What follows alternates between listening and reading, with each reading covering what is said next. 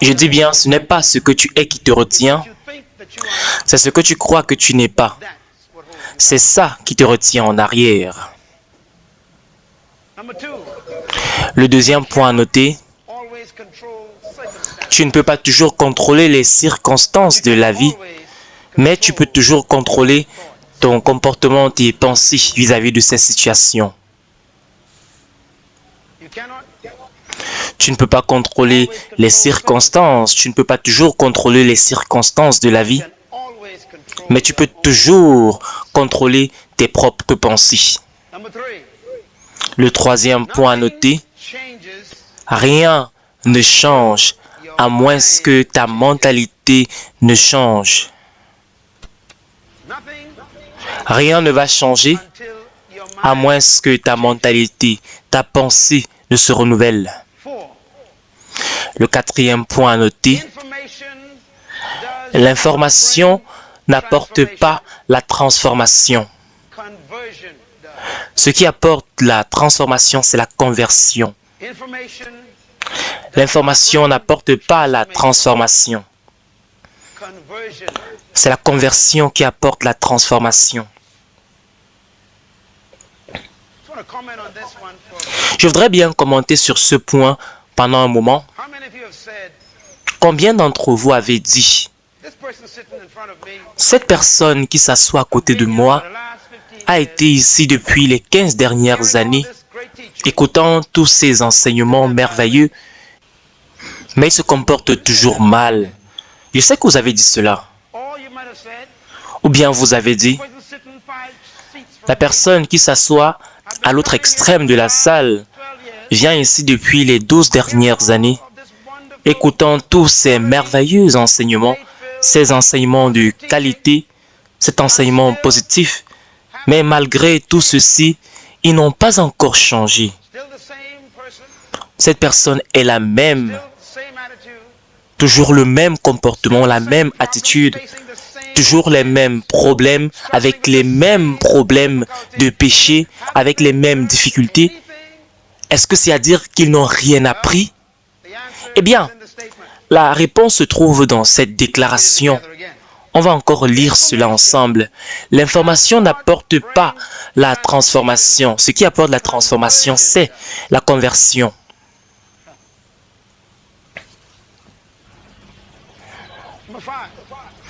Le cinquième point noté, l'enseignement de la parole apporte la révélation. Mais le transfert de l'esprit apporte la transformation. Je vais encore répéter cela. L'enseignement de la parole apporte la révélation, mais le transfert de l'esprit, l'esprit de cette parole, c'est ça qui apporte la transformation. Le sixième point à noter, je crois que vous connaissez ce point. Tel un homme pense dans son cœur, tel il est. Tel un homme pense dans son cœur, tel il est. Le septième point. J'aime ce prochain point. Le projet le plus difficile dans tout le monde entier, c'est la reconstruction de la pensée de l'homme. Le projet le plus difficile dans tout le monde entier, c'est la reconstruction de la pensée humaine. En fait, il est plus facile d'aller sur Mars que de changer la pensée d'un être humain. Sa mentalité. Le huitième point, tu es la somme totale de tout ce que tu as été conditionné à penser. Je vais encore répéter cela pour l'emphase, pour la compréhension de tout le monde. Tu es la somme totale de ce qu'on t'a conditionné à penser. Toutes les circonstances qui t'ont amené à penser de cette façon-là, c'est qui tu es. Pas plus et pas moins. Prenez vos stylos et notez le mot conditionnement. Parce que le conditionnement, c'est un processus extrêmement sérieux. Mais c'est ce que nous devenons. Nous sommes ce qu'on nous a conditionné à penser. Le 9e point. La croyance ne garantit pas la conviction. La croyance ne garantit pas que tu es convaincu. Simplement parce que tu crois en quelque chose ne veut pas dire que cela te convainc. En réalité, tu ne changes pas à moins que la conviction ne se produise. Combien de fois est-ce que tu as été d'accord avec quelque chose mais tu n'as pas fait selon cela? Combien de fois est-ce que tu as dit que cela est vrai mais tu n'as pas obéi? Tu as cru en quelque chose parce que c'était vrai, ça faisait sens, mais tu n'étais pas au point de la conviction où cela t'amène à pouvoir agir conformément à cette croyance. Je vous donne un exemple rapide sur comment est-ce que la pensée fonctionne. Il y avait 3 hommes qui étaient en train de construire une maison, mettant des parpaings. Le premier, on lui a posé la question, qu'est-ce que tu fais? Il dit, je suis en train de mettre des parpaings. Le deuxième, on lui a posé la question, qu'est-ce que tu es en train de faire en ce moment? Il a répondu, je travaille pour 5 $ misérables de l'heure. Et le troisième homme, quand on lui a posé la question, qu'est-ce que tu fais? C'est le même projet, tout le monde sur le même projet, mais 3 réponses différentes. Le troisième homme a dit, je participe à construire la cathédrale pour l'adoration de notre Dieu. Qu'est-ce que vous apprenez de cela? 3 hommes travaillant sur le même projet, le même bâtiment, mais 3 réponses différentes, 3 attitudes différentes. Le premier voyait simplement les parpaings. Le deuxième voyait combien on ne le payait pas bien. Et le troisième voyait une cathédrale qui était déjà terminée avec des personnes en train d'adorer. Selon vous, qui avait la meilleure attitude des 3? Même travail, même boulot, mais des réactions différentes. Et cela à cause de leur pensée. La puissance de la pensée peut te faire expérimenter quelque chose de différent sur un boulot pendant que tes collègues sont fâchés. L'avenir du boulot ne se trouve pas dans le boulot. L'avenir se trouve dans la personne qui a ce boulot-là, l'employé. Le 10e point à noter, ce que nous voyons et ce que nous entendons sont juste des petites choses comparées à ce que nous croyons. Je vais encore le répéter. Ce que nous voyons, ce que nous entendons sont des petites choses comparées à ce en quoi nous croyons, ce que nous pensons. Parce que ce à quoi nous pensons interprète ce que nous voyons, ce que nous entendons. Le 11e point, le raisonnement de la pensée ne va changer que quand nous allons concevoir ce en quoi nous croyons et acceptons ce que nous avons entendu. Je vais encore répéter. Le raisonnement de la pensée ne va changer que quand nous concevons ce en quoi nous croyons et acceptons ce que nous avons entendu. Tu ne changes pas à moins qu'il y a conception. Vous savez, parlant de la conception, vous pouvez avoir des rapports sexuels autant de fois que vous voulez et rien ne se passe à moins que le médecin ne dise qu'il y a conception, que vous êtes enceinte. Quand vous avez conçu, c'est à ce moment que le changement se produit. Les hormones changent, votre corps change. Votre constitution physiologique va changer. Votre attitude change. Votre humeur change. La façon de voir l'avenir même change. La façon de voir votre argent quand vous êtes enceinte tout change quand il y a conception. Vous pouvez avoir autant de rapports sexuels que vous voulez, mais c'est à moins qu'il y ait conception que les choses vont changer. Vous pouvez lire la parole de Dieu, mais à moins qu'il y ait conception, rien ne change.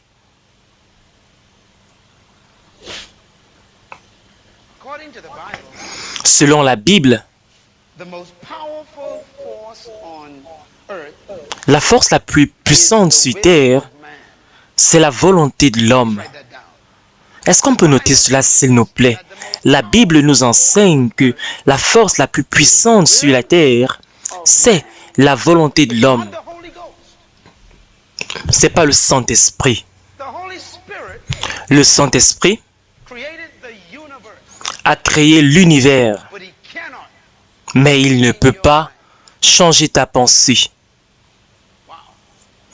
Extraordinaire, c'est fort étonnant. C'est la raison pour laquelle, quand les pharisiens et les scribes, quand ils étaient en train de parler de Jésus-Christ, une des choses qu'ils ont dites, c'est, ils ont dit, Jésus, tu es possédé par un démon. En fait, on lui a donné un nom, Belzébub. Bien, ce mot Belzébub, c'est le mot qu'on utilise pour qualifier le prince des démons. Ce mot Belzébub, c'était la référence quand on parlait des dieux païens, le prince des démons, le chef des démons, c'est lui qu'on appelle Satan. Donc on disait à Jésus, tu n'as pas seulement un démon, tu as le patron des démons. Tu es possédé par le patron, possédé par le prince des démons. Tu as le diable à l'intérieur de toi. Bien, Jésus-Christ a répondu ceci d'une autre façon. Il faut dire qu'ils ont également appelé Jésus un bâtard et tout cela. On a dit que tu ne connais pas qui est ton père. En fait, tu es né dans des situations douteuses. Tu es un enfant illégitime. On a appelé Jésus de tous ses noms. La Bible dit qu'il n'a pas répondu jusqu'à ce qu'on dise qu'il a un démon, qu'il a le diable à l'intérieur de lui. C'est à ce moment que Jésus-Christ a répondu. Jésus a dit, vous pouvez dire tout ce que vous voulez au sujet du Fils de l'homme. Là, je suis en train de paraphraser. Il était en train de leur dire que vous pouvez me donner tous les noms. Vous pouvez appeler Jésus-Christ n'importe quoi. Il n'y a pas de problème à ce niveau. C'est pas aussi grave. Certaines personnes ont essayé, ont fait cela aujourd'hui même. Ils utilisent le nom de Jésus-Christ dans les injures. Vous savez, c'est pas autant grave. Il y a quelque chose de plus grave. Jésus dit, vous pouvez me donner tous les noms. Et ça ne me dérange pas. Ça ne dérange pas le Fils de l'homme.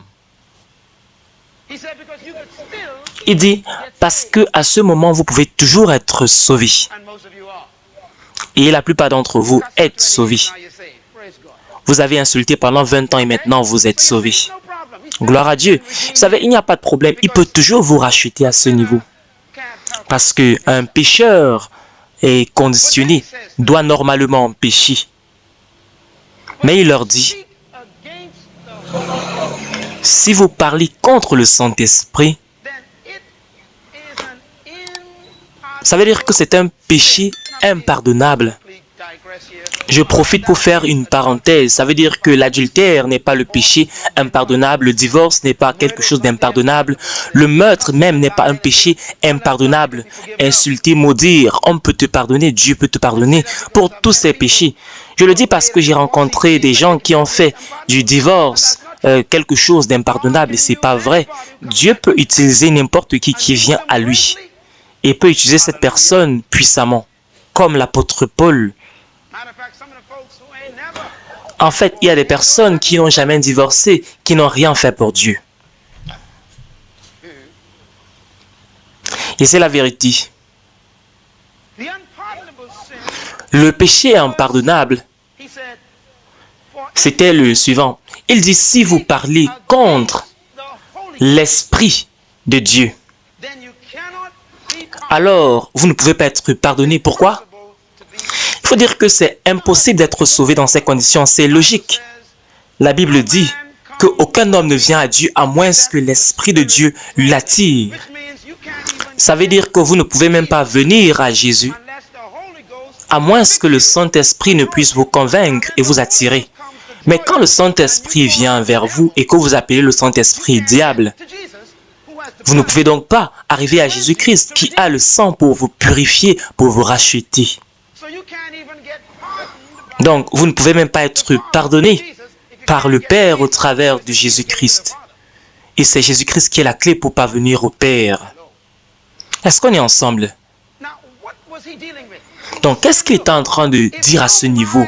Il est en train de dire que si votre pensée vous dit que j'ai un démon, ça veut dire que ta pensée est plus puissante que le Saint-Esprit. Il ne peut pas changer ta pensée, puisque tu es convaincu de cela. Selon la parole de Dieu, la volonté de l'homme est la force la plus puissante sur terre. Les gens ne sont pas envoyés en enfer. Les gens décident d'aller en enfer. Les gens ne sont pas envoyés au ciel. Les gens décident d'aller au ciel. C'est la raison pour laquelle c'est tellement difficile de suivre Jésus-Christ. Ne serait-il pas fantastique si chaque matin Jésus-Christ entrait dans ta chambre, il t'arrêtait par le col et te tirait toute la journée pour que tu puisses le suivre? Ne serait-il pas formidable? Ça veut dire que tu peux toujours crier, mais il est en train de te tirer. Ça devait être facile de suivre Jésus-Christ s'il te forçait à le suivre, s'il te forçait à faire sa volonté. Mais il ne le fait pas. Et sa phrase favorite, c'est « Quiconque veut que celui-là vienne à moi ». Vous savez, le christianisme, c'est un chemin assez difficile parce que chaque matin, tu dois décider d'être sauvé. Et en pleine journée, quand quelqu'un t'énerve, tu dois décider d'être sauvé, de rester sauvé. Et quand quelqu'un, dans un embouteillage, passe devant vous, à ce moment, c'est comme s'il n'y a pas le Saint-Esprit pour t'aider. Tu dois décider d'être sauvé, de bien te comporter. Pourquoi? Parce que c'est le fruit de la volonté. C'est un ministère de la volonté. Le christianisme relève de la volonté. Le challenge le plus difficile que Dieu rencontre, écoute-moi très bien, parce que c'est tellement effrayant. Le plus gros défi que Dieu a rencontré, c'était la tentative de changer la pensée des esclaves. Les personnes qui étaient jadis des esclaves, parce que on va maintenant traiter de ceci aujourd'hui. Le défi le plus énorme que Dieu a lui-même rencontré, c'était la tentative de changer la mentalité d'anciens esclaves. En fait, je vais dire quelque chose, je ne sais pas si vous allez vraiment comprendre la profondeur de cela. Mais généralement, j'entends des gens dire toute ma vie, on me l'a dit que Dieu n'échoue jamais. J'ai l'impression que j'ai trouvé un endroit dans la Bible où Dieu a échoué, où il n'a pas atteint son objectif voulu.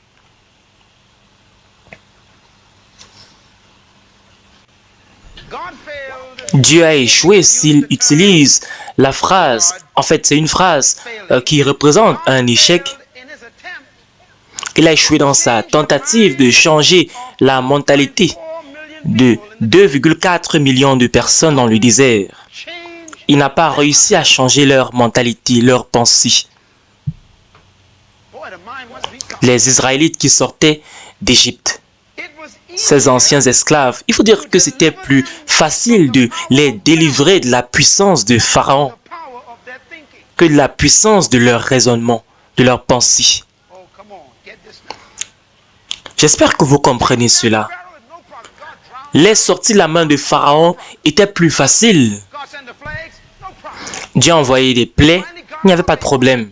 Et finalement, il les a sortis de la main de Pharaon. Maintenant, ils étaient seulement dans le désert avec Dieu. Et ça devait être facile normalement. C'était supposé être facile. Mais il faut dire que c'était plus facile de les délivrer de la puissance de l'oppression d'un être humain, que de les délivrer de l'oppression de leurs pensées, de leur mentalité. Je crois que tu crois que ceci n'est pas vrai. Donc, on va ouvrir ensemble un passage dans la Bible. Je vais lire ce que la Bible dit au sujet de ces Israélites.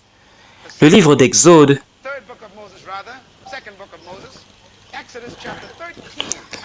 Exode au chapitre 13. Si tu es en train de lire ceci dans ta maison, n'importe où dans le monde entier, je t'invite vraiment à ouvrir le passage pour lire cela avec moi.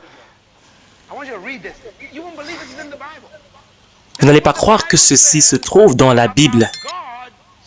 C'est ce que la Bible dit quand Dieu a tenté de changer la pensée d'un être humain.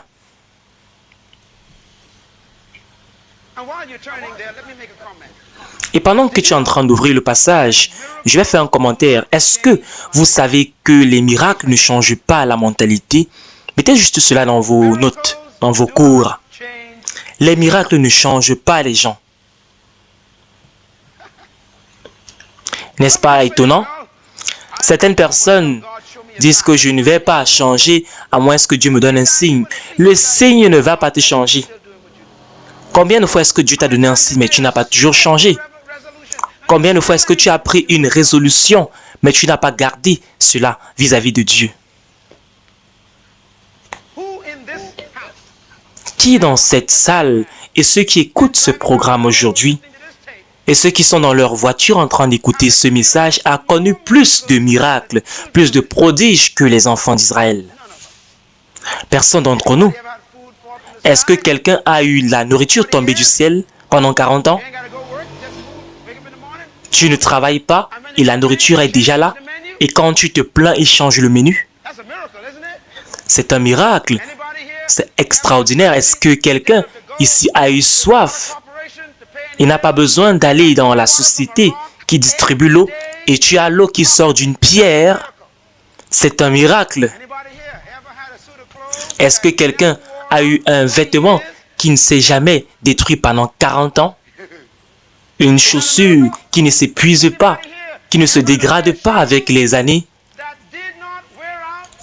Une chaussure qui ne se dégrade pas pendant 40 ans. Je me demande quel genre de chaussure c'était. Qui était le fabricant de ce genre de chaussures? C'est fort étonnant.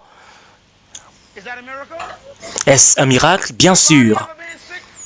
Est-ce que quelqu'un a déjà été malade et au lieu de partir dans un hôpital et tu payes 40, 50, 60, 70 dollars pour la consultation, tu ne fais pas tout cela et tu regardes simplement un serpent d'Iran et tu es finalement guéri après cette morsure du serpent?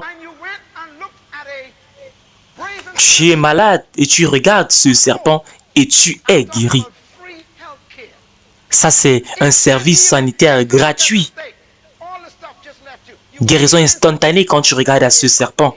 C'est ça qu'on appelle un miracle. Mais, malgré tout cela, leur mentalité n'a pas changé. Est-ce que quelqu'un a vu un pilier de feu dans la nuit qui te dit quelle direction prendre? Extraordinaire. Ou bien un nuage en journée qui te dit quelle direction prendre? On n'a pas eu ce genre de guide. Mais ces personnes ont eu ça pendant 40 ans. Et lisons ce que ces personnes qui ont connu des miracles pensaient. Verset 17. Quand Pharaon a laissé partir le peuple, Exode 13 au verset 17, quand Pharaon laissa partir le peuple, Dieu ne leur fit pas prendre la route du pays des Philistins, bien qu'elle fût la plus directe. En fait, il faut dire, quand on continue la lecture, Dieu s'était dit, il ne faudrait pas qu'à la perspective des combats, le peuple revienne sur sa décision et retourne en Égypte. Est-ce que vous constatez que le chemin était plus court en passant par le pays des Philistins? Je vous raconte une histoire. J'étais avec mon épouse une fois. On a voyagé d'Israël à l'Égypte et on est arrivé tellement rapidement. Je me suis dit que peut-être c'était une autre destination. Et je me suis rendu compte qu'on a volé au-dessus du désert et on a atterri au Caire. En fait, quand on était dans les airs, on pouvait voir l'Égypte et on pouvait voir Israël en même temps. Et je me suis dit, pendant 40 ans,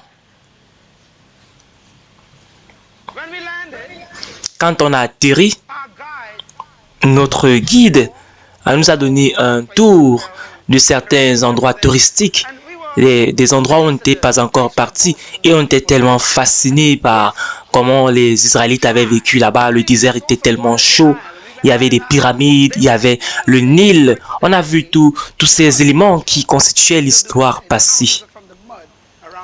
Vous savez, les constructions autour du Nil sont faites à base de boue, à base d'argile. Et notre guide nous a informé que la distance entre l'Égypte et Israël, c'est une marche de 35 jours. Un mois pratiquement. Quasi un mois. Et Dieu les a pris de l'Égypte et la destination finale qui était Canaan, la terre promise, était à 35 jours de marche. Donc normalement, ils sont supposés arriver là en un mois. Mais devinez quoi? Ça leur a pris 40 ans et ils n'ont pas réussi à arriver dans la terre promise. Ils ne sont même pas entrés. Mais je voudrais que vous puissiez prêter attention à ceci. Quand Dieu les a délivrés de l'Égypte, il ne les a pas permis d'entrer dans la terre promise au travers du pays des Philistins. Ils pouvaient arriver dans ce pays, terre promise, en passant par le pays des Philistins. Mais Dieu s'est dit à lui-même, Dieu est en train de raisonner, il se dit, s'ils rencontrent la guerre, ils peuvent changer leurs pensées. Ils peuvent revenir sur leurs décisions. Vous savez, Dieu parle maintenant de la mentalité, de la pensée. Vous savez, ces personnes étaient délivrées de l'oppression, mais Dieu disait, ils étaient toujours oppressés dans leurs pensées. S'ils rencontrent la guerre, ils peuvent revenir sur la décision, changer leurs pensées et rentrer en Égypte. Est-ce que vous pouvez imaginer cela? Que la pensée est plus puissante qu'une promesse. Que le désir pour la réalisation de votre vie de rêve. Vous savez, je pense tout le temps aux choses que nous pouvons rencontrer tout le temps. Ces personnes étaient pendant 430 ans en Égypte. 430 ans. C'est presque le temps que beaucoup de pays africains ou dans les Caraïbes ont été sous l'esclavage. C'est beaucoup d'années. L'esclavage, l'oppression. Et on a souffert beaucoup de choses que ces personnes ont souffert, ces Israélites ont souffert en Égypte. Et donc la Bible nous précise que pendant 430 ans, ils étaient des esclaves oppressés.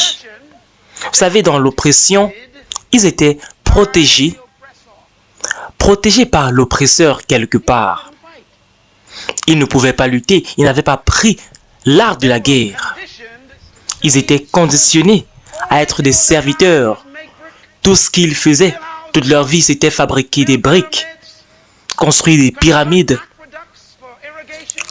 construire des éléments pour l'irrigation, la culture du blé, des graines dans le désert. Ils étaient simplement des serviteurs, des esclaves. Ils étaient conditionnés à faire ce genre d'activité-là. Ils étaient conditionnés pour l'industrie du service. Et il se trouve que c'est le cas de beaucoup de personnes qui ont été sous l'esclavage en Afrique, dans les Caraïbes et partout ailleurs. Ils étaient des serviteurs dans l'industrie de l'hospitalité égyptienne. Et donc, puisque cela a duré tellement longtemps, ils se sont habitués à la servitude. C'est devenu un style de vie. C'est devenu une seconde nature. C'est devenu leur identité. Ils ne pouvaient plus gérer et accepter la délivrance. Ils ne pouvaient pas se comporter normalement face à la délivrance. Je viens d'acheter un livre et je dois continuer à lire. Ce livre parle des 7 clés du succès. Livre excellent. J'ai dit je dois lire ce livre. Parce que je veux connaître les 7 étapes clés du succès. Vous savez, on dit quand vous voulez réussir, vous devez passer le temps avec des personnes qui ont réussi. Et le monsieur qui a écrit ce livre a réussi, donc je veux savoir comment lui il a fait. Et au chapitre 1, première étape du succès, est-ce que vous savez ce que c'est? C'est pas la prière, le jeûne, et écrire tes buts et tout cela. Est-ce que vous connaissez ce que c'est? C'est croire que tu mérites cela. J'étais tellement stupéfait. Mais qu'est-ce que cela? Qu'est-ce que c'est? Vous savez, cela traite de ton attitude. C'est un principe. Certaines personnes sont tellement conditionnées à être des serviteurs, servir les autres tout le temps, que quand ils ont une opportunité de recevoir le service d'une autre personne, que ce soit eux qu'on serve, ils ne peuvent pas l'accepter. Ils n'arrivent pas à l'appréhender, à comprendre et à accepter qu'ils sont dignes de cela. Dieu dit que si je fais passer ces personnes par le chemin le plus court, ils vont rencontrer la guerre. En d'autres termes, le chemin le plus court pour atteindre le succès est plein d'embûches, de beaucoup de troubles, de problèmes, de guerres. Il faut dire que ces embûches ne sont pas mauvaises, mais tu dois avoir la bonne attitude. Alors qu'il n'avait pas la bonne attitude pour gérer cela. La façon de pouvoir vaincre la difficulté, c'est en ayant la bonne attitude. Et eux, ils n'avaient pas la bonne attitude pour les problèmes, pour les embûches, face aux embûches. Et c'est Dieu maintenant qui est en train de parler. C'est celui qui a créé le monde entier qui parle maintenant. Dieu dit qu'il sait que si ces personnes rencontrent, ils font face à la guerre, ils vont rentrer en Égypte, rentrer en esclavage, rentrer en oppression. Donc, ces ennemis font partie du programme, si tu vas aller rapidement, ces Philistins. C'est comme ça que la vie est faite, c'est comme ça que Dieu a conçu la vie. Si tu vas atteindre le sommet rapidement, il y a des ennemis, il y a des Philistins sur le chemin. Pensez-y. Vous allez avoir toute la lutte de votre vie. Sinon, vous devez passer par le chemin qui est le plus long pour pouvoir atteindre votre succès. Ce chemin va prendre beaucoup plus de temps, comme passer par le désert. Et certains d'entre vous, pour vous poser la question, pourquoi ça me prend tellement de temps pour réussir dans mon projet? Dieu sait que tu n'as pas encore la capacité de gérer des embûches, des obstacles, des ennemis. Donc, à ce moment, Dieu maintenant doit t'amener en cercle dans le désert parce qu'il ne travaille pas en réalité sur l'ennemi, il travaille sur toi. Il travaille sur ta mentalité, sur ton attitude. Tout ceci parce que tu n'as pas encore la résilience face aux épreuves. Donc, Dieu savait qu'il devait retourner en Égypte. Et donc, Dieu a décidé de les conduire par le désert, au travers de la mer des roseaux. On dit généralement la mer rouge, mais c'est la mer des roseaux. Qui les a conduits par cette mer des roseaux? C'est Dieu lui-même. Et bien sûr, ils n'avaient pas la capacité de traverser l'eau naturellement. Mais Dieu se disait, quand ils vont passer par le désert, ils vont finalement avoir une meilleure attitude. Est-ce que vous comprenez? Dieu connaît là où il y a les différents problèmes.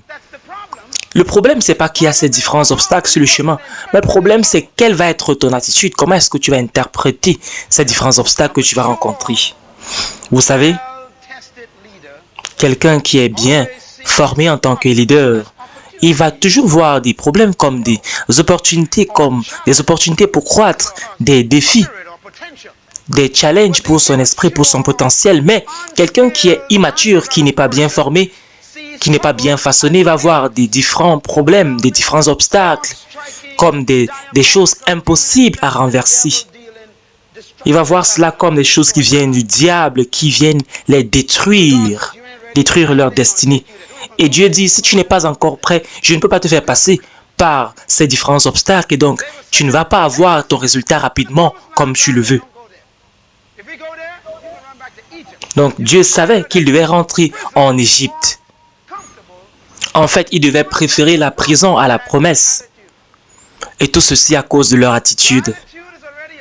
Donc ton attitude est déjà conditionnée, par exemple, à l'esclavage et cela a trouvé un confort dans cet état-là. Dans nos nations, dans les Caraïbes, on constate quelque chose de très grave. On va faire confiance à l'oppresseur même plutôt qu'à son propre peuple. On préfère faire confiance à l'ancien colonisateur. Et c'est pour cela que les consultants qui viennent de l'étranger semblent être meilleurs que les consultants comme moi qui viennent de l'intérieur. Mais ce qui m'étonne, c'est quand on fait venir ces consultants de l'extérieur, on doit encore les enseigner beaucoup de choses sur notre nation pour qu'eux puissent maintenant nous donner des conseils. Et cela vient généralement de la pensée conditionnée, un esprit conditionné, un esprit d'esclavage. Beaucoup d'Africains qui font confiance plutôt aux Blancs. Tu arrives à l'aéroport souvent et tu vas voir des personnes qui courent rapidement vers des personnes d'une couleur autre. Parce que ces personnes se disent que des Blancs, par exemple, ont de l'argent. Ils partent vers des gens qui ont vous avez l'impression qu'ils ont de l'argent. Il faut dire que les frères de notre pays ont de l'argent. Les citoyens de ce pays ont de l'argent. Mais c'est la mentalité. La mentalité est terrible. L'attitude a été tellement conditionnée. Conditionnée par 400 ans d'oppression.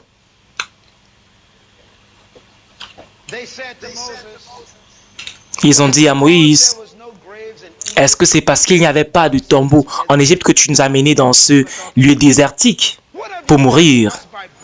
Qu'est-ce que tu nous as fait en nous sortant de l'oppression? Ça n'a pas de sens. Mais ils étaient en train de discuter avec ces mots. Je n'arrivais pas à croire que c'était dans la Bible. Face aux épreuves du désert, il disait à Moïse, mais on t'avait dit de nous laisser en Égypte. Donc ces gens ne sont sortis que parce que Moïse les avait comme forcés de sortir de l'esclavage. Incroyable. La dernière déclaration est très puissante. Ne t'avons-nous pas dit de nous laisser en Égypte et qu'on soit des esclaves des Égyptiens? Ça aurait été mieux de servir les Égyptiens que de mourir dans la liberté. Mon Dieu. Et il y a des personnes qui pensent toujours de cette façon, qui réfléchissent toujours ainsi. Des Africains, des Antillais, des Asiatiques. Il y a des peuples qui pensent de cette façon. Ceux qui ont traversé l'oppression généralement, pendant un long moment, généralement souffrent de la même maladie. Même quand ils sont très bien habillés, ils n'ont pas changé. La mentalité n'est pas transformée. En fait, on croit, on se dit que si on porte les vêtements de l'oppresseur, si on s'habille comme Pharaon, on va penser comme Pharaon. Mais le raisonnement ne se trouve pas dans le vêtement. C'est la raison pour laquelle vous tous de ce pays, de la Jamaïque, de la Barbade, de l'Afrique, de la Guyane, des Antilles et tous ces pays, c'est la raison pour laquelle vous voulez des boulots pour travailler dans des bureaux. Vous voulez vous habiller d'une certaine façon. Vous voulez porter une mallette pour ressembler à certaines personnes. Vous voulez avoir des titres. Parce que, tout ceci parce que vous croyez que si vous ressemblez à un homme, vous allez être comme l'homme. Mais j'ai une nouvelle à t'annoncer. Ça ne se passe pas comme ça. Si un fou met un très beau vêtement, peu importe, c'est toujours un fou. Juste un fou qui est bien habillé.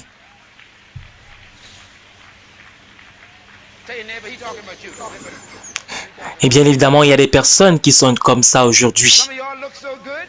Certains d'entre vous sont très bien vêtus. J'ai envie de croire que vous pensez de cette façon, mais je ne suis pas convaincu. Il faut dire que personne ne s'habille mieux que les personnes du Bahamas.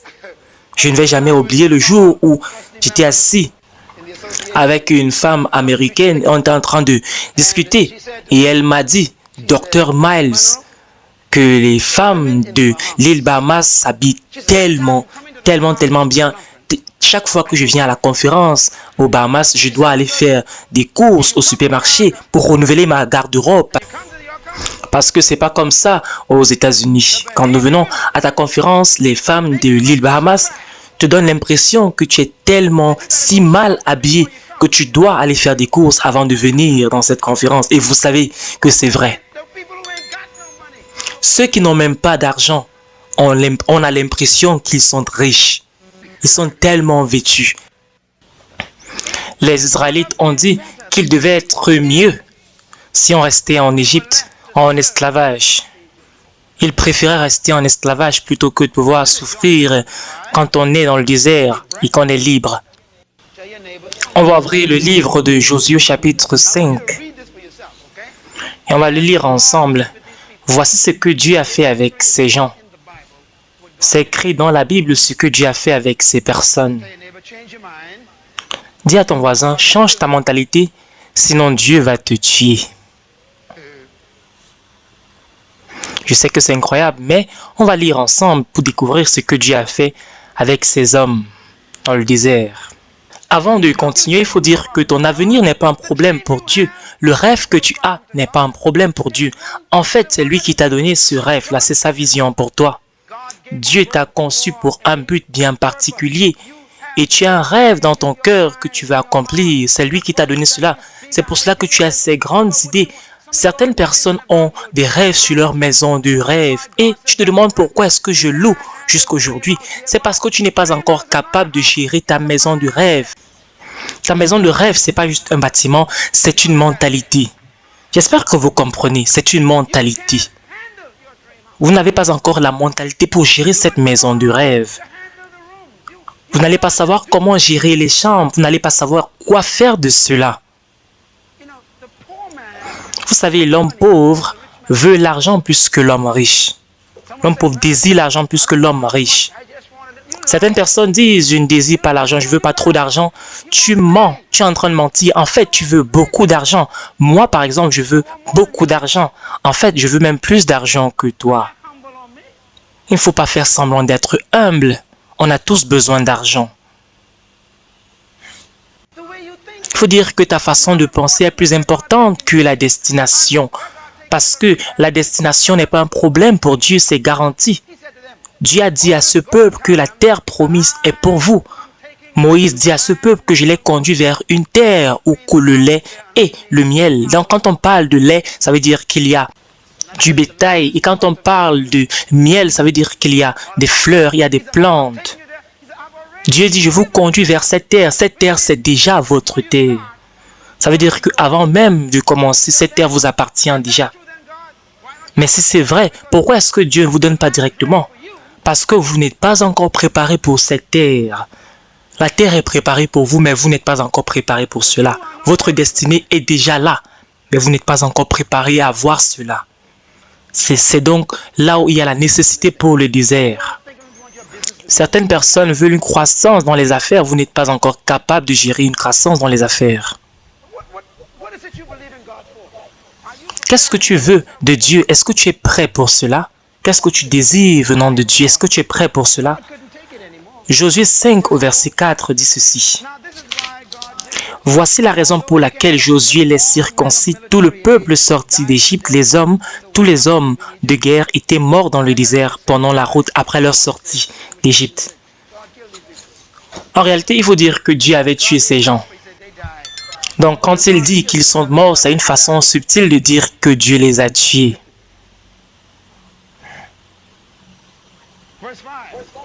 Le verset 5 dit ceci. Tous les enfants qui étaient sortis d'Égypte étaient circoncis. Mais tous ceux qui sont nés dans le désert pendant le voyage n'étaient pas circoncis. Donc, on avait deux groupes de personnes ici. Il y avait un groupe qui était né sous la colonisation et un autre groupe qui était né hors de la colonisation dans le désert. Il y a un groupe qui était dans l'oppression pendant 430 ans. Maintenant, on a un groupe de jeunes hommes qui ne sont pas nés en Égypte, mais ils sont nés dans le désert. Maintenant, vous pensez que ceux qui sont nés dans le désert sont peut-être meilleurs. Mais je voudrais que vous pensiez à quelque chose. Ceux qui sont nés en Égypte sont nés dans l'oppression. Ceux qui sont nés dans le désert sont nés dans la délivrance. En réalité, dans l'oppression, on te force à travailler pour toute chose. Dans la délivrance maintenant, tout est donné gratuitement et c'est un problème. Donc tu as toujours des problèmes à ce niveau. On a un groupe de jeunes hommes qui ne connaissent pas la valeur du travail. Ils ne connaissent pas l'importance du travail. Nourriture gratuite du ciel, nourriture, vêtements, eau gratuitement, tout gratuit. Ils ont l'impression qu'on leur doit quelque chose, que la vie leur doit quelque chose. Peut-être c'est la raison pour laquelle la génération de Josué a échoué. Peut-être c'est la raison pour laquelle ils ont échoué, parce qu'ils ne sont pas entrés dans la terre promise. La Bible dit qu'une génération est venue qui n'avait pas connu ce que Dieu avait fait et ne connaissait pas Dieu. Jeunes gens, écoutez-moi bien s'il vous plaît. Peut-être vous n'aimez pas quand vos parents vous disent combien c'était difficile. Et souvent, il faut dire que ça peut peut-être vous irriter. Mais je l'espère que vous allez vous souvenir de ce que quelqu'un a travaillé pour ce que vous êtes en train de jouir aujourd'hui, pour ce dont vous jouissez. Et vous devez être maintenant responsable de pouvoir être responsable de la prochaine génération. Et travailler, bien évidemment, travailler également comme la génération avant vous. Écoutez-moi très bien, s'il vous plaît. Le verset 5 dit: mais tous ceux qui sont nés dans le désert n'étaient pas encore circoncis. Le verset 6. Les Israélites avaient fait 40 ans dans le désert jusqu'à la destruction de toute la nation des hommes de guerre qui étaient sortis d'Égypte. Dieu s'est rassuré que ces personnes meurent dans le désert. Dieu attendait que ces personnes puissent mourir. Et ça nous dit pourquoi. On dit l'Éternel les a fait passer dans le désert et avait juré de ne pas le faire entrer dans le pays où coule le lait et le miel. Pourquoi est-ce qu'il l'a fait?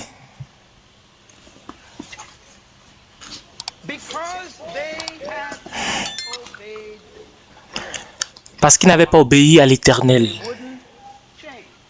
Ils ne voulaient pas changer. Donc l'Éternel avait juré qu'il ne devait pas voir la terre promise. La terre qu'il avait promise à Moïse, une terre où coulait le lait et le miel. Qui avait juré? L'Éternel. Donc Dieu s'est rassuré qu'il meurt dans le désert. C'est Dieu qui avait promis de leur faire entrer dans la terre promise. Maintenant, il jure qu'ils ne vont pas entrer dans la terre promise. C'est très important.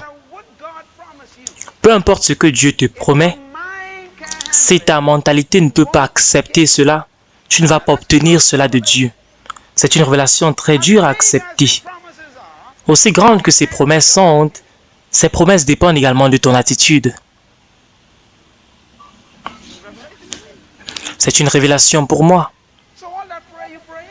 Donc, peu importe les prières que tu pries, tu dois te rassurer que ton attitude est prête. Prête à recevoir des choses de Dieu, que ta mentalité est prête. Ta mentalité détermine l'accomplissement des projets de Dieu dans ta vie. Ta façon de penser détermine si tu vas voir ce que Dieu t'a promis. Par conséquent, je pense que ce que Dieu est en train de nous dire aujourd'hui de façon prophétique, tout le monde doit l'écouter encore. J'ai préparé une table pour toi, mais je voudrais que toi, tu sois préparé pour la table.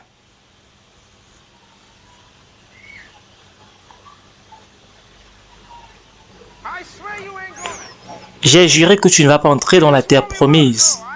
Mais comment se fait-il, Seigneur? Parce que, bien évidemment, j'avais promis de le donner si c'est que tu t'es préparé pour ça. Si tu voulais bien l'avoir, mais tu n'es pas qualifié aujourd'hui, tu n'as pas changé ta mentalité, tu ne le veux pas et donc par conséquent, je t'ai gardé juste en vie pour avoir la prochaine génération. Peut-être eux vont être plus qualifiés. Vous savez, 40 ans, c'est une génération. Donc, Dieu attendait la prochaine génération pendant ces 40 ans. Est-ce que Dieu a brisé sa parole? Non. Si Dieu te parle, en réalité, il ne te parle pas à toi seul. Il parle à la génération après toi. Il parle à tous les spermes qui se trouvent dans tes reins. C'est pour cela qu'il ne mentionne que les hommes. J'espère que vous allez comprendre ceci.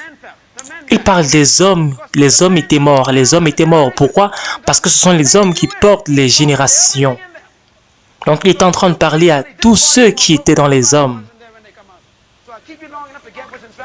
Donc, si toi, tu n'exécutes pas, si tu n'es pas préparé, si ta mentalité n'est pas bonne, si ton attitude n'est pas correcte, Dieu va juste te faire tourner en rond pour avoir la prochaine génération. Et eux, c'est eux qui vont maintenant recevoir ce que Dieu avait promis au départ. Si nous désobéissons à Dieu, Dieu va toujours accomplir sa vision avec la prochaine génération. Et ça va se faire au travers des enfants des enfants même. Dieu n'est pas bloqué par ton attitude personnelle. Si toi, tu n'es pas prêt, il va faire cela avec une autre personne, avec la génération après toi. Dieu va obtenir ce qu'il veut avec ou sans toi. Il garde toujours sa parole, il est fidèle à sa parole. Lisons le verset 7. Et donc, il a suscité leur fils après eux. Très intéressant. Et c'est eux que Josué a circoncis. Et voici le point que je veux faire. Ils ont refusé de changer leur mentalité.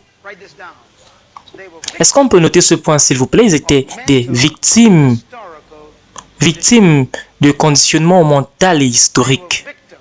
Ils étaient des victimes de conditionnement mental et historique.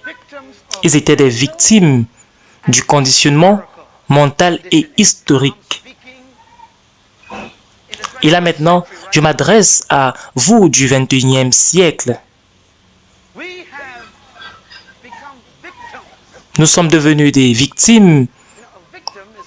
Vous savez, une victime, c'est quelqu'un qui ne peut pas s'aider soi-même.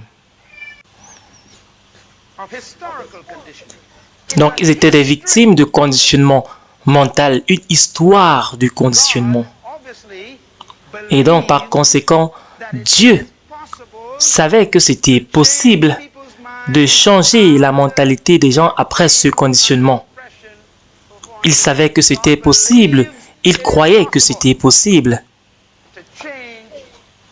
Il savait que c'était possible de changer la mentalité des gens, bien que ce n'était pas un projet facile. Dieu a cru. Je vais le dire encore, Dieu a cru que c'est possible de changer ta mentalité après 430 ans d'esclavage. S'il ne croyait pas, il ne devait même pas essayer. Il a essayé parce qu'il croyait. Et donc, quand je dis que Dieu a échoué, il faut dire que le peuple, lui, a échoué de changer sa mentalité. Et par conséquent, Dieu n'a pas réussi son projet. Même comme Dieu avait cru en eux, eux n'ont pas changé. Le peuple a échoué.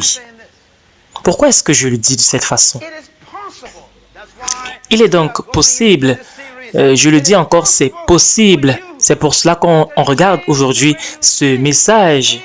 Il est possible de pouvoir changer ta façon de penser durant ton pèlerinage sur terre, durant ta vie sur terre.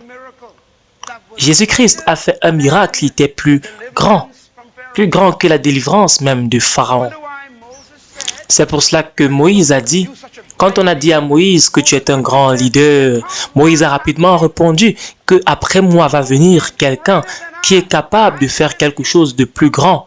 Moi, je vous ai délivré de l'oppression physique, il va vous délivrer d'une oppression spirituelle. Qu'est-ce que Jésus-Christ a fait? Il faut dire que Dieu ne pouvait pas changer ces personnes, la mentalité de ces personnes pendant 40 ans. Jésus, lui, est venu et a changé la pensée de 11 hommes en 3 ans. C'est un miracle, un très grand miracle. C'étaient des pêcheurs, des cultivateurs, des hommes avec peu d'instruction. Et il a rendu ces personnes des penseurs. Il a transformé leur mentalité. Ils sont devenus des influenceurs à échelle mondiale. Des personnes influentes, des leaders. Il a pris des pêcheurs et il a fait d'eux des transformateurs mondiaux. Il a pris un petit garçon, Miles Monroe, dans un village du Bahamas et maintenant je suis un orateur international. C'est ça un miracle. Comment donc changer? Comment changer la mentalité de quelqu'un? Et je vous assure que ces messages vont être exceptionnels.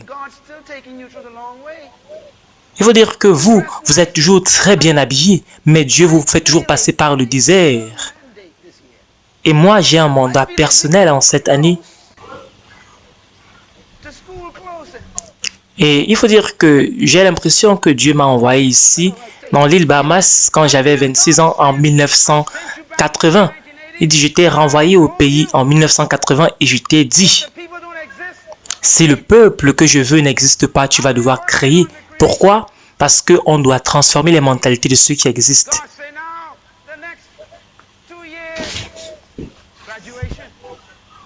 Dieu dit maintenant, ces personnes qui ont commencé à changer leur mentalité, ils doivent maintenant commencer à passer à l'action dans le 21e siècle.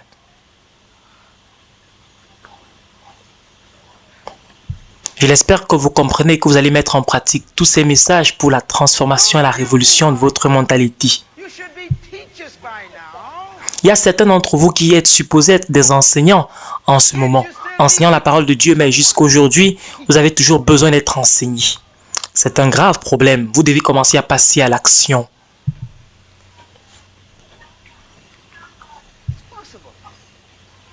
Vous savez, c'est possible de rester à ce niveau, mais c'est possible de changer complètement, de changer de mentalité. Et oui, je crois qu'il y aura une transformation mentale, une révolution mentale dans ce pays. Je le crois que dans cette ville, dans ce peuple, les gens vont changer. Les gens vont te rencontrer dans quelques années et ils ne vont même pas te reconnaître. Pourquoi? Parce que tu vas être tellement différent, non pas dans ta façon de t'habiller. Il y a quelque chose qui va changer dans ta mentalité, ta façon de penser. On ne va pas te reconnaître, tu vas avoir les mêmes vêtements, mais on va se dire que comment se fait-il? Il semble que cette personne est plus augmentée de taille. Peut-être tu as augmenté de taille parce que tu es juste différent d'une certaine façon. Le problème, ou dirais-je plutôt, ce qui s'est passé, c'est que ta mentalité a changé.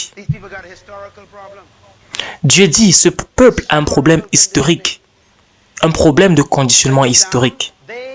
Est-ce qu'on peut noter ceci, s'il nous plaît? Ils ont accepté leur conditionnement externe comme leur destinée interne. Ils ont accepté leur conditionnement externe comme leur destinée interne. Ils ont donc décidé que la façon dont les choses se passent à l'extérieur, c'est dans la façon dont je suis. C'est la personne que je suis à l'intérieur. Ils ont accepté cela, ils ont accepté ce mensonge, ils ont accepté l'atmosphère de l'extérieur. Ils ont permis que l'atmosphère puisse créer leur attitude. Et c'est ça donc l'échec de ces personnes. Ils étaient physiquement délocalisés, intellectuellement ils étaient motivés, mais spirituellement ils étaient toujours paralysés, emprisonnés. Ils étaient physiquement délocalisés, ils ont changé d'environnement physique. Gloire à Dieu à cela. Intellectuellement, ils étaient motivés. Donc, physiquement, ils avaient changé d'environnement. Intellectuellement, ils étaient motivés. Mais spirituellement, ils étaient toujours paralysés.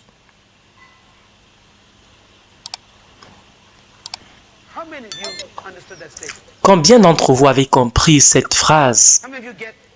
Est-ce que vous comprenez la révélation derrière cette déclaration que je viens de faire? Ces personnes étaient sorties de l'esclavage et transférées dans une terre qui était libre. Donc, ils ont changé d'environnement physiquement, intellectuellement motivés. Ils ont suffisamment cru pour suivre Moïse. Donc, leur intellect a entendu ce que Moïse a dit et donc ils ont analysé et ça a eu un certain sens pour eux. Et donc ils ont dit on va suivre Moïse. Intellectuellement ils étaient motivés. Ils ont cru en cela. Et c'est la même chose pour toi. Mais il faut dire que spirituellement, leur comportement, leur attitude, ils étaient paralysés, leur mentalité paralysée.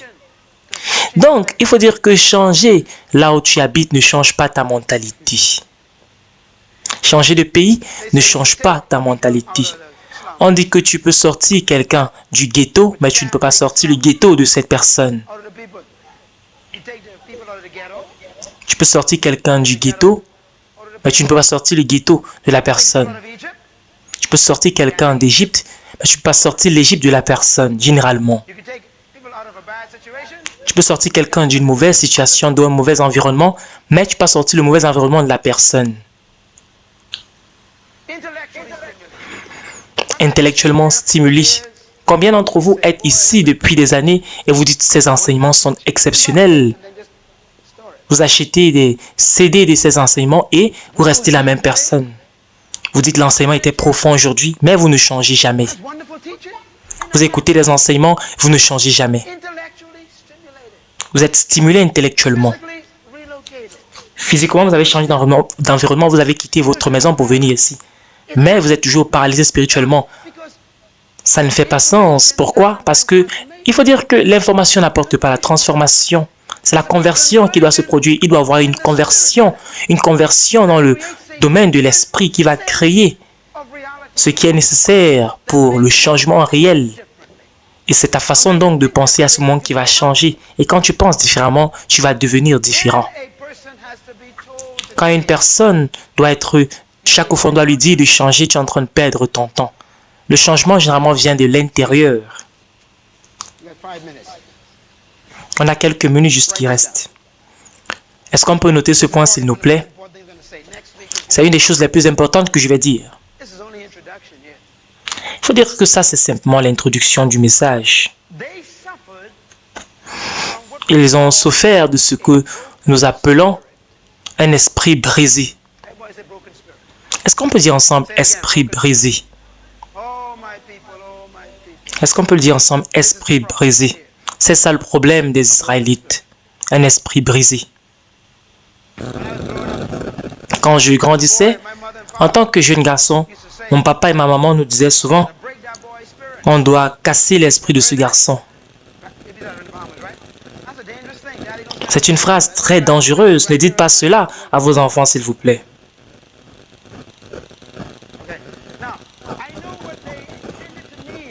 Et je sais ce que ces personnes voulaient dire. Mais ces paroles ne viennent pas de Dieu.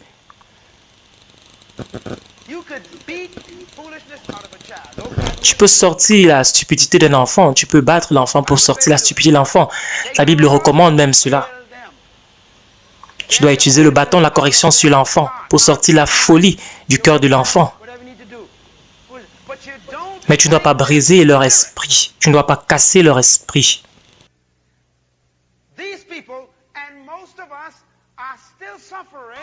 La plupart d'entre nous souffrons toujours d'un esprit brisé. Certaines personnes sont intimidées quand quelqu'un d'une autre couleur de peau vient à côté de vous. Quand moi j'entre dans ta présence, tu n'as pas cet inconfort-là. Et c'est la même chose partout ailleurs. Tu as toujours un problème. Tu deviens soudainement mal à l'aise quand un étranger entre dans ton lieu de service. Mais quand quelqu'un a la même couleur de peau que toi, tu n'es pas mal à l'aise. Quel est le problème? C'est parce que tu es malade. Tu es malade à cause de ton conditionnement, parce que ton esprit a été brisé.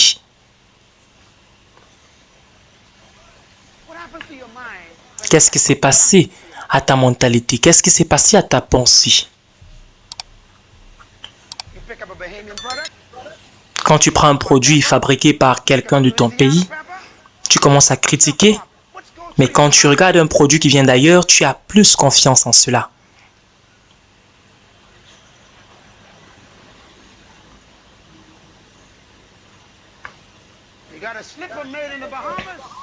Tu as un problème à ce niveau.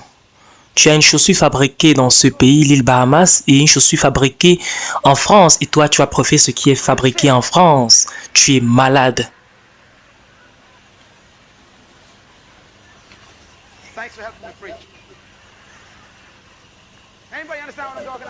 J'espère que vous comprenez ce que je suis en train de dire. Ça se trouve dans ta pensée, dans ta mentalité. Et notre croyance dépend de notre conditionnement. Je vais vous dire quelque chose. Il y a un problème. Parce que dans ce pays, l'île Bahamas, et ceux qui regardent d'ailleurs, peut-être c'est la même chose dans d'autres pays.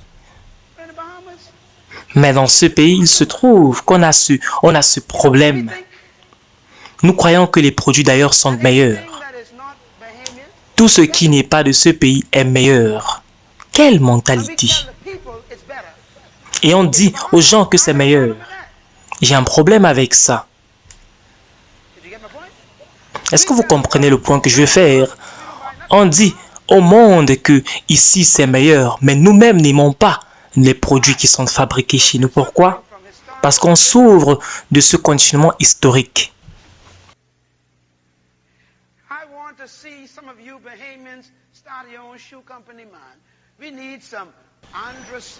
On a besoin des jeunes qui vont commencer des business, qui vont s'inspirer des repas qui viennent de notre pays pour faire quelque chose.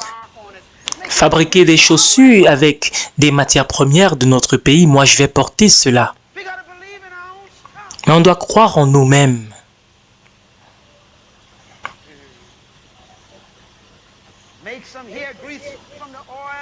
Fabriquer même des huiles de cheveux qui viennent de l'huile de noix de coco, des choses qui viennent de notre terroir. Et puissions-nous acheter ces produits. Mais généralement, ce n'est pas comme ça. On préfère acheter les choses d'ailleurs parce que l'esprit a été brisé. Vous savez, un esprit brisé, le but de l'oppression, c'est de briser l'esprit. C'est de décourager éternellement. Le but de l'oppression, c'est de pouvoir créer des personnes au finish qui ont des esprits brisés. L'oppresseur, en réalité, n'est pas tellement intéressé dans le fait que tu travailles pour eux, mais le fait que tu sois engagé volontairement à souffrir à un certain moment, sans qu'ils ne demandent même s'ils peuvent briser ton esprit jusqu'à ce point. Ils ne peuvent pas s'inquiéter au sujet de l'avenir du travail, parce que tu as accepté cette situation, ce conditionnement mental-là. Comment briser l'esprit de quelqu'un? Et qu'est-ce que ça veut dire que de briser l'esprit? Et l'esprit à ce niveau, qu'est-ce que c'est? Et comment réparer la situation quand l'esprit de quelqu'un a été brisé? Voici donc les questions qui sont clés dans la vie et le but de Dieu dans son plan de rédemption. Comment donc rétablir l'esprit de quelqu'un? C'est le but de la Bible. C'est le but de Jésus-Christ. Il traite avec un esprit brisé et contrit et meurtri et détruit. On va répondre à cette question tout prochainement.